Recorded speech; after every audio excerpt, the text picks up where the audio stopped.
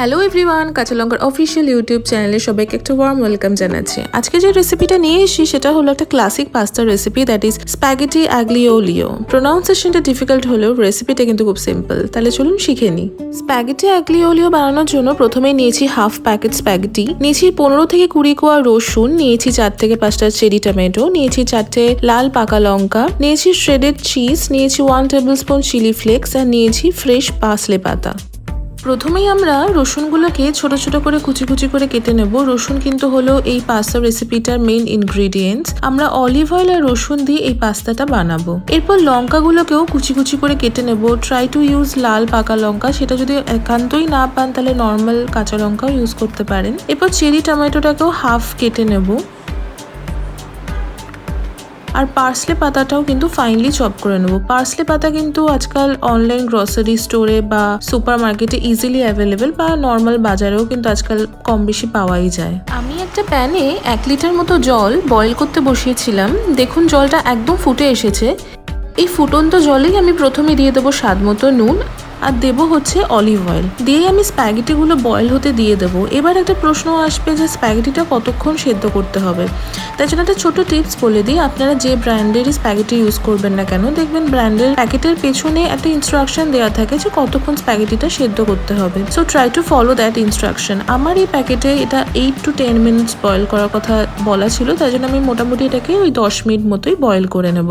এবার আর একটা important step, সেটা হলো এই পাস্তা ফোটার যে জলটা, এই জলটা আমি একটা পাত্রে বেশ খানিকটা সরিয়ে রাখবো। 10 মিনিট হয়ে গেছে, পাস্তাটা বয়েল হয়ে গেছে। পাস্তাটা এবার একটা বড় স্ট্রেনার বা ছাঁকনিতে তুলে নেব, নিয়ে সঙ্গে সঙ্গে না ঠান্ডা জল ছড়িয়ে দেবো। এতে কি হবে, পাস্তাটা ঝরঝরে হবে, গায়ে গায়ে লেগে থাকবে না। যেরকম ভাবে আমরা নর্মাল নুডলস সেদ্ধ করার পর করে থাকি, একদম সেই সেম স্টেপটাই ফলো করব।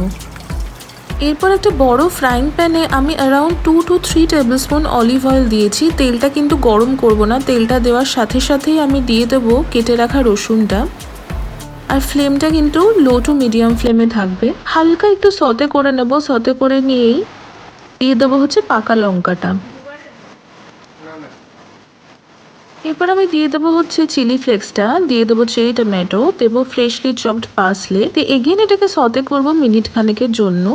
লো ফ্লেমে এই রান্নাটা হবে, and we will not brown the garlic. আমরা জাস্ট রসুনটা অলিভ অয়েল দিয়ে একটা চিলি গার্লিক অয়েল রেডি করবো, which is the base of the main flavour of spaghetti aglio olio. আর দিয়ে দেবো স্বাদ মতো একটুখানি নুন। এরপর না আমরা যে পাস্তা বয়েল করার সময় যে জলটা সরিয়ে রেখেছিলাম, সেই জলটা অ্যাড করে দেবো। এই স্টেপটা কিন্তু খুব ইম্পর্টেন্ট একটা ভালো বা ফ্লেভারফুল পাস্তা বানানোর জন্য।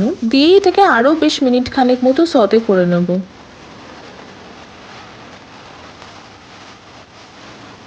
এরপর আমরা দিয়ে দেবো সেদ্ধ করে রাখা পাস্তাটা, দিয়ে ভালো করে সব কিছু সুন্দর করে মিক্স করব।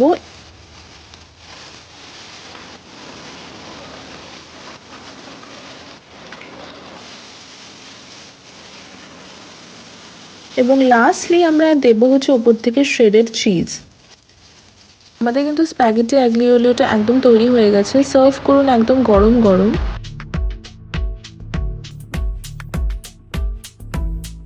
ওপর থেকে একটু ফ্রেশলি চপড পার্সলে ছড়িয়ে দেবো, আর লাস্টলি দেবো হচ্ছে একটু চিজ, আর ওপরে দিয়ে দেবো একটা ছোট্ট চেরি টমেটো। ব্যাস, ইটস রেডি। আমি খুব সহজেই রান্নাটা আপনাদের শেখানোর চেষ্টা করলাম। আশা করি আপনাদের রেসিপিটা খুব ভালো লেগেছে এবং ডেফিনেটলি বাড়িতে এটা ট্রাই করবেন। যদি আজকের রেসিপিটা ভালো লেগে থাকে তাহলে তো আপনারা জানেনই কি করতে হবে। লাইক করবেন, শেয়ার করবেন এবং অবশ্যই আমাদের চ্যানেলটা সাবস্ক্রাইব করবেন। যদি ট্রাই করে থাকেন তাহলে অবশ্যই কমেন্ট সেকশনে জানাবেন। দেখা হচ্ছে পরবর্তী একটা সুন্দর রেসিপির সাথে। Till then, see you soon and happy cooking.